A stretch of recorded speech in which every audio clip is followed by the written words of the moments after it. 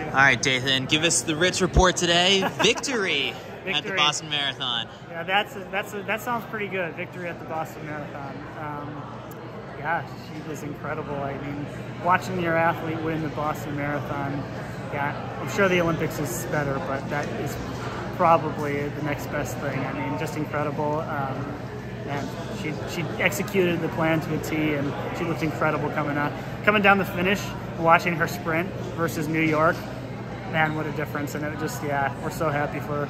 So what was the plan coming into it? For the longest time, you've been preaching to her, just like kind of patience, stay back and don't be the one doing all the work. And in New York, you know, she was up there towards the front this time around.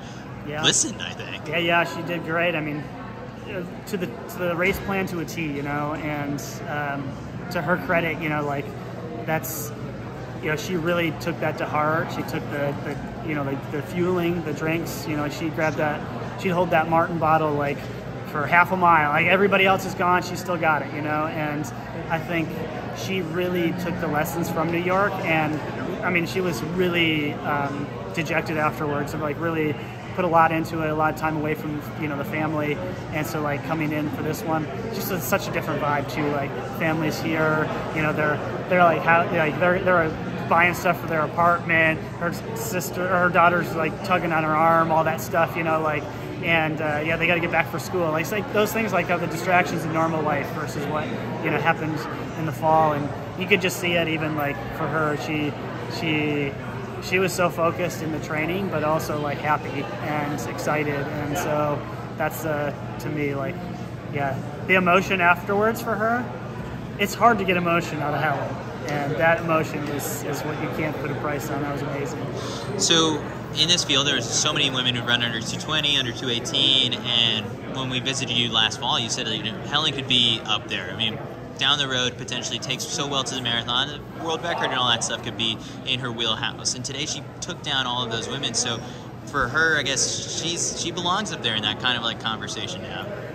Yeah, you know, I mean, winning Boston, you know, winning the majors, Boston, New York, Chicago, London, like these, you know, these races are in some ways they're almost harder than like the global championships. You get the big names come in and it's so deep, right?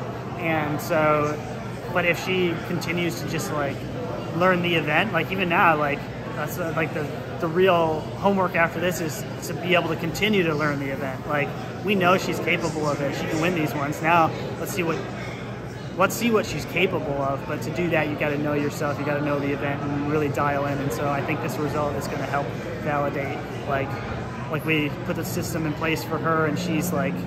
And she's bought into it now, and she's excited for it, and I'm just, yeah, like this is hopefully a big first step, you know.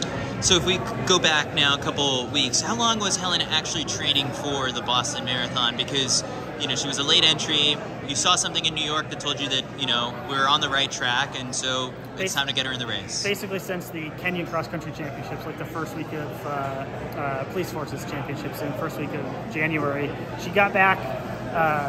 You know, she ran a surprisingly fast half marathon that was supposed to just be for fun in Thailand for like a vacation, and she ran like 67 minutes and around Christmas time, and we said, okay, so we have a week rest.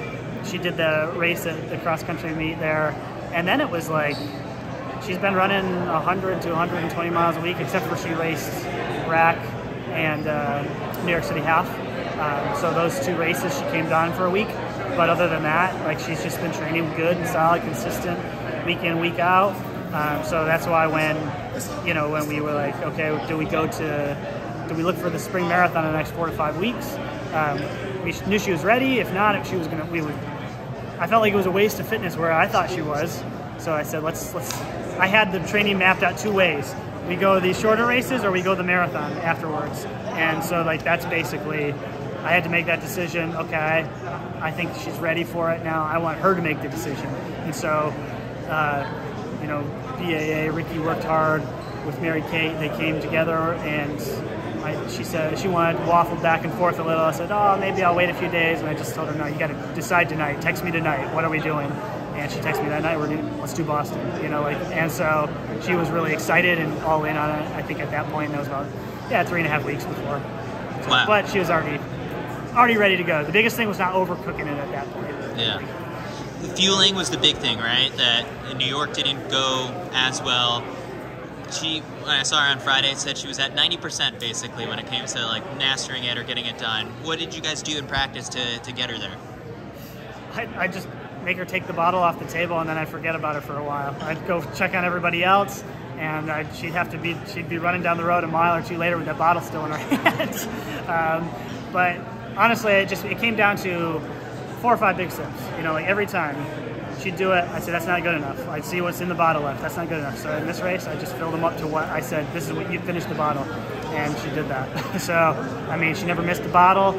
She held that thing for longer than everybody. She really was like dialed into that. And, you know, like I think that experience in New York, like that was, I mean, that gave her the real healthy fear of what happens, what it looks like going the other way. And so she came in like stuck to that game plan. Didn't see her for the first 30K basically, and just took those bottles. And then when she decided to go, she was like, you could tell she had life in her legs. Like that turnover happened, and she powered home. When she made her final big move, I think it was like with 1K to go. I mean, I knew like the race was kind of over. When did you kind of know that she had this one? When she turned the corner at Boylston, you know, like because and she really went. But I hope it didn't redline it too fast. But she turned the corner, looked good still. I was like, oh, she's good. Like, and so yeah, she came flying, and it looked amazing. The Hellen arms, yeah, different from New York. You said, like, what did you notice at the end?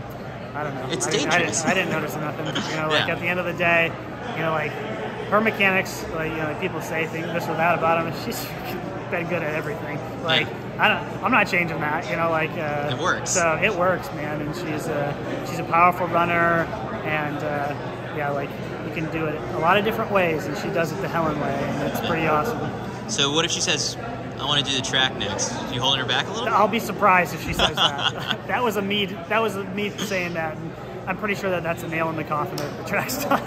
Awesome, Dathan. Well, congrats on the win today. Cool, thanks.